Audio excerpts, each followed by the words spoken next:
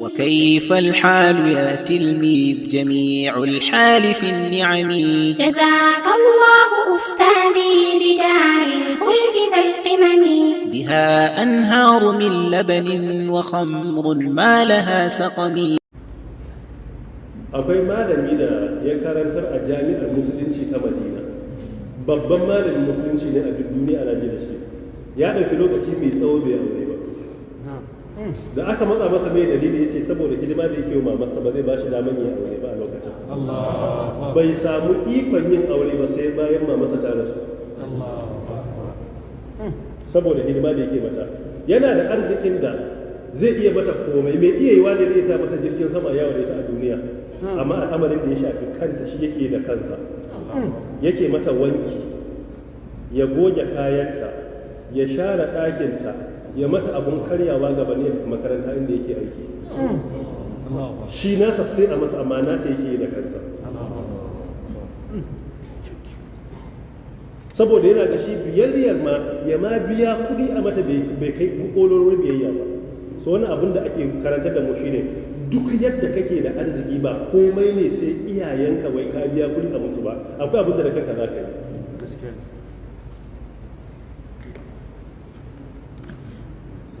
Alhamdulillah, Allah ya ji dan mahaifinmu.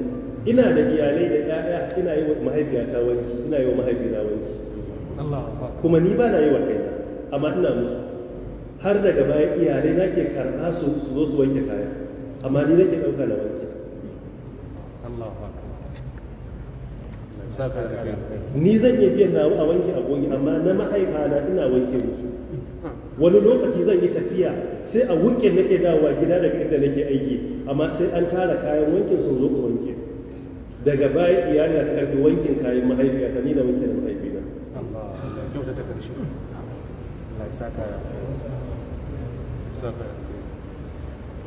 Wa fi lafzin li Muslim, a cikin lafazin Imam Muslim, akbala rajulun ila nabiyillah sallallahu alaihi wa alihi wa sallam, wani mutum ya fuskanci annabi tsira da aminci su tabbata a gare shi, fakale ce ubayi uka alal hijira, manzon Allah zan maka mubaya'a, zan maka biyayya akan hijira, duk inda kai hijira kace mu ji za mu je, wal jihad da kuma gwagwarmayar taimakon addini, abu ta zai al'ajira min Allah, kuma ni ina neman lada a wurin Allah. Kala sai ce fa hal min walidayka ahadun hayyun, gabanin ka zo duk inda na hijira ka bi ni, a cikin iyayenka akwai wanda ke raye? Kala na'am, bal kila kuma yace haka ne, bal duka biyu ma suna raye, da mamana da babana suna raye, in ji sahabin radiyallahu anhu. Fa kala sai ce tabtaghil ajra min Allah, shin kana neman lada ne a wurin Allah na hakika, ba ka zo ka burge ni ba? Yace na'am. Kala na'am, a wurin Allah nake nema. Kala sai ce farji, koma ila walidayka zuwa ga babanka da mamanka, fa ahsin suhbatahuma, ka kyautata wa rayuwarka da su. Wannan shine abin da zai sa Allah ya da kai, ba ka dawo wuri na ka zauna ba. Adabi ya ce ya koma wajen mamarsa da babansa, ba wai da wajen yin halitta ya hijira da shi ba. To a yanzu dan ka tattare ka a masallacin anguwarku, ka bar mamarka sai ta yi wanki, sai ta yi sharar ɗakinta, anguwa ma ba da za ta aika, sai ka yi mai kai kana masallaci, wani masallaci kake? Ba a hana ka zama masallaci, sai ka zo ka babu akwai aikin da zan miki, in ba haka ba zan je masallaci. Ka yi mun shara, ka yi kaza kaza, in ka yi ka gama akwai wani bayan wannan, to zan je masallaci ina haddan Qur'ani, bayan awa biyu idan na dawo na ƙara bincika ko akwai wani aiki yayi, ka je ka Allah ya maka albarka. To wannan Allah ya maka albarkar da ta faɗa ya fi duk a tara limaman duniya hada na harami su zana sauke Qur'ani suna maka addu'a. Ko da ku ba ta da izu dai a bakinta, kawai ka ce Allah ya maka albarka.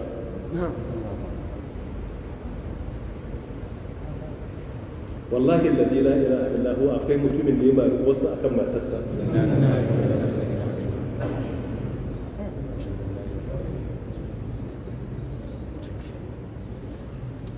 Uwar ta zo ta rasu, shi ya rasu daga baya matar ta rasu.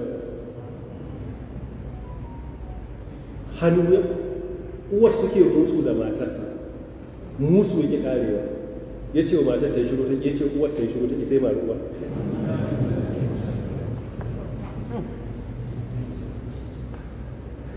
Saboda irin jinkai na uwa sai take cewa ni ba marin yana mene ba, ya mari ne a gaban kishiyata, da ya sa ni a ɗaki ya dake ni ba mai jin labari. gafarta musu.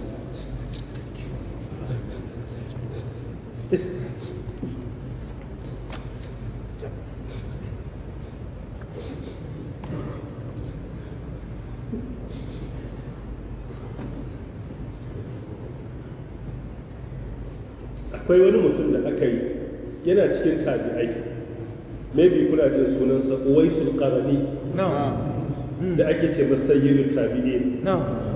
Uwaisul Qarni tabi'i ne a magana mafi inganci, amma an haife shi tun zamanin manzon Allah sallallahu alaihi wasallam, amma bai game da manzon Allah ba. Me ya hana shi game da manzon Allah? Saboda tsabar biyayya da hidima da yake wa babarsa. Babansa ya rasu, mamar ke raye. Akan wannan bai samu ikon ya bar Yaman ya zo garin Makka ko Madina game da manzon Allah ba, har manzon Allah ya bar duniya, kuma yana so ya zo ya ganshi. Kamar yadda Abu Nu'aym ya kawo cikin Hilyatul Awliya a littafi da biyu nan ba na 87, ya ce a kan wannan ne ya rayu da annabi duk shekarun da aka ma bai taɓa gaba da manzon Allah ba. Saboda me? Saboda hidima wa babarsa. Sayyidina Umar fa duk ƙarfin imaninsa da ƙoƙarinsa na addini, manzon Allah ya masa wasiya da cewa wani mutum zai zo shi, sunansa Uwaisul Qarni, in ka gamu da shi ka roƙe shi roƙa maka Allah ya gafarta maka. Allahu Akbar. Sahabbai ake wa wasiya, tabi'i zai zo in kun ci karo da shi ku roƙi addu'arsa. Ka duba hadisi iya cikin sahih Muslim, hadisi na 2542, manzo Allah sai ke cewa ya'ati alaikum Uwais bin Amir, asalinsa Uwais, sunansa Uwais bin Amir bin Juz bin Malik al-Muradi al-Qarni al-Yamani. Allahu Akbar. Annabi ya ce ya'ati alaikum Uwais bin Qaran min amdadi ahli al-Yaman, lahu barasun fa bara'a minhu illa mawdi'a dirhamin, lahu walidatun wa huwa barrun biha, law aqsama ala Allah la abarra, fa in istata'ata an tastakbira lah faf'al. Annabi sun sake cewa sahabbansa wani mutum zai zo muku daga kasar Yaman, daga cikin Murad, daga cikin Qaran, sunansa Uwais bin Amir. Zai zo ya taba samun cuta na baras, ne baras da Hausa? Kuturta haka, kaman kuturta ko kuma kazuwa haka. Ya warke, abin da ya saura a jikinsa bai bace ba shine kwatankwacin girman dirhami, kamar ka ce kwatankwacin sile irin na da, akwai taban a wurin shi bai bace ba. Baya ga wannan, siffarsa mafi girma shine yana da biyayya zuwa ga mamarsa, huwa barrun liwalidatihi, yana da biyayya zuwa ga mamarsa. Akan biyayya gare ta manzon Allah aka aiko shi ya zo Makka ya koma Madina, Uwais bai samu gamuwa da shi ba. Me dalili? Ba zai iya tafiya ya bar mamarsa bai mata hidima ba. Zai zauna ya dafa mata abinci, ya wanke mata kayanta, tana da buƙatar banɗaki ya kai ta banɗaki, ta biya buƙata ya mata tsarki ya fito da ita. Akan wannan har manzon Allah ya koma ga Allah ba sa kuma ya imani da shi. Annabi yake cewa sayyidina Umar da sahabbai, law aqsama ala Allah la abarra, ba ma addu'a ba, idan ya ga dama yayi rantsuwa, yayi takife rantsuwa, duk abin da yace zai faru sai Allah ya aukar da shi. Allahu akbar. Idan ya kalli sama yace wallahi duk bishiyoyin anguwar garin Abuja wallahi sai sun faɗi yau ba za su fada, in ya fada wallahi Allah zai kare duk bishiyar da ke Abuja. Allahu akbar. Ba wai sai ya ce Allah ka kare bishiyoyin ba. Idan a rani ya kalli sama ya ce wallahi a nan gaba minti 3 Allah sai kayi ruwa, wallahi Allah zai yi ruwa. Su bayan Allah ba sai sun ce Allah ka ba mu ruwa ba, idan ma suka rantse don Allah ya barrantar da su, ya nuna iya tare da su, duk abin da suka faɗa haka yake faruwa. Annabi ya ce idan zai yi rantsuwa akan abu wallahi zai faru. kawai ya ce wallahi gobe kaza sai ya faru. Ai akwai wanda yana masallacin manzon Allah a zamanin tabi'ai sati aka yi ana du'a istisqa ba a yi ruwan sama ba, fari ake amfanin gona biya lalace. Muhammad bin Munkadir rahimahullah yake cewa ina zaune a masallacin Madina, masallacin manzon Allah, wani mutum ya shigo, yana shigowa masallacin ya daga hannu yayi nafila da kai sai koma gefe, bai ganni ba, bai san ina ganin sa ba. Yana idan da sallah yace ya Allah, mutanen garin annabinka, mutanen garin Madina sun roƙe ka ruwa, yau Allah sati guda suna yi, sun yi addu'a, sun yi sallah jiya, shekaran jiya sun yi, sati guda suna, Allah baka ba su ruwa ba, wallahi Allah sai ka musu ruwa. Allah sai ka musu ruwa. Yace wallahi iya faɗa ka sai ce wani mahaukaci ne ke cewa sai Allah ya ruwa. Mu da muke ta lallabawa muke kallo kuma yazo ya take be wani ma da kaga lokaci sai yayi ruwa, mu wani ta lallaba wani ta istighfari abu ya zuwa kai zaka samu alkici. Nace wannan mahaukaci ne kace sai Allah yace wallahi ina mamakin sa bai sauki hannu ba sai ga ruwan sama ya sauko.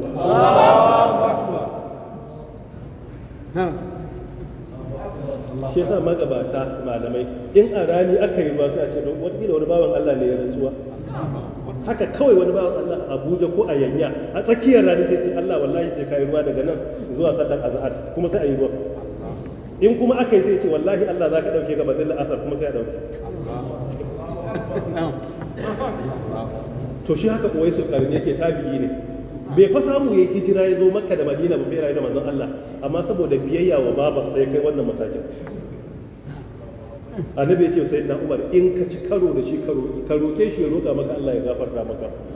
Shi addu'arsa kawai duk abin da ya roka wurin Allah kawai ya auku ne. Kuma sayyidina Umar ya gama da shi daga baya ya roke shi addu'a ne. Sahabbai kuma suka yi ta roƙonsa. Kuma ba kowa bane ka gan shi a zahiri. In ka gan shi a zahiri, rubba ash'asa akbara law aqsama ala Allah la abarra. Wani ma za ka ga kayansa aka baka kyauta ma baka bukata, amma a wurin Allah babban mutum ne, ba walakantacce bane. A wurin Allah su ne dan gata, dan babu gata da ya kai gatan wurin Allah. Ba gatan duniya ne gata ba, gatan wurin Allah shine gata. Amin ya Allah. قال ابن حجر رحمه الله، ابن حجر الله يمسى رحمه يتي أي وإن كان لك أبوان فبالغ جهدك في برهما والإحسان إليهما. إذا كان da mama da baba ka je ka kai makura wajen kyautata musu da yin nagarta zuwa gare su, fa inna zalika yaqumu maqamal jihad, saboda wannan a wurinka shine taimakon addinin ka na kololuwa. لأن المراد بالجهاد في الوالدين abunda ake nufi da jihadi a iyaye bazulul juhudi shine ka kai kololuwa na kokari, wal wasi da yalwata musu, wa tsaka fi birrihima ka kuma kura namba na kyautata musu.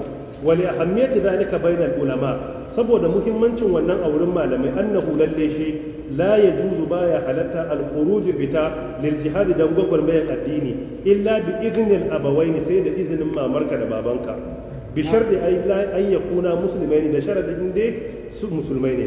li'anna birrahuma fardu ainin, saboda musu biyayya farilla ne na wajibi a kanka kai kadai. wal jihadu fardu kifaya, duk wani nau'in taimakon addini kuma farilla ne na kifaya, idan wasu sun yi sun sauke wasu. Wato an ce fardu ain shine individual responsibility, kowa a kansa wajibi ne wa iyaye, amma taimakon addini fardu kifaya ne. Idan muna buƙatar masallaci a nan mu gina, ana neman taimako, sai wani mutum da ya ce duk tausi'in masallaci da makaranta da ake so a yi na wuce ya ɗauki nauyi, to anan ya sauwake mana. Idan ko muka haɗu ba a samu wanda ya ɗauki nauyi ba, duka muka gagare ta a wurin Allah don mun yi laifi.